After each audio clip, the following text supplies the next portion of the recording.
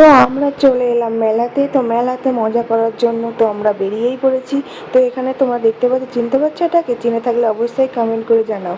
তো এখানে আমরা মেলার মধ্যে প্রবেশ করে ফেলেছি। এত বড় এরিয়া জুড়ে মেলাটা ছিল, মানে কিছু বলার নেই। জাস্ট আমরা এখানে প্রচুর মজা করেছি, এগুলো সবটাই তোমরা দেখতে পাবে কোথাকার মেলা কী মেলা।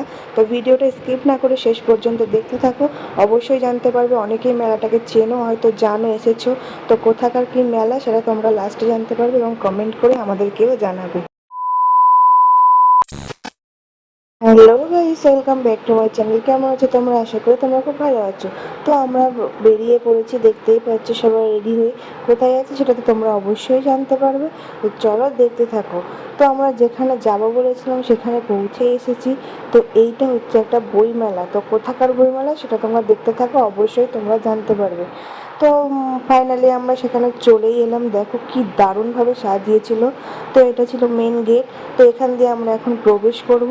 তো চলো ভিতরের দিকে যাওয়া যাক, তারপরে তোমাদের সাথে আবারও গল্প করছি। আমরা এখন ভিতরে চলে এসেছি। তো এখানে প্রচুর প্রচুর রাইডস ছিল, প্রচুর জিনিস ছিল, আর এখানে অনেক কিছু ছিল, মানে যেগুলো বলার বাইরে। তো এটা দেখতে পাচ্ছ, কেউ চিনতে পারছো? এটা এটা অনেক আগের পুরোনো দিনের, অনেক মানে অনেকের স্মৃতি, যেগুলো এখন আর দেখাই যায় না। তো এই মেলাতে সেটা দেখতে পেয়ে খুবই আনন্দিত হয়েছিলাম।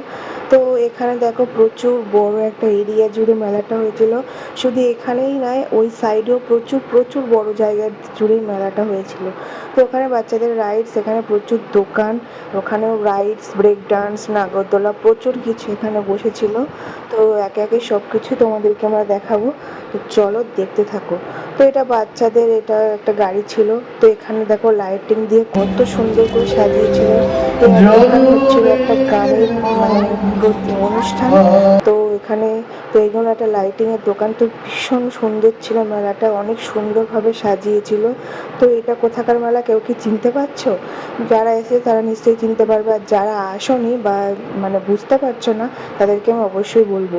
তো এখানে অনেক কাঠের জিনিস ছিল, প্রচুর সুন্দর, মানে মনে হচ্ছিল কোনটা ছেড়ে কোনটা নিই। তো এখানে প্রচুর ভালো লাগছিল এসে। তো এখানে এত বড় একটা নাগরদোলা ছিল, যেটা আগেই বলেছি।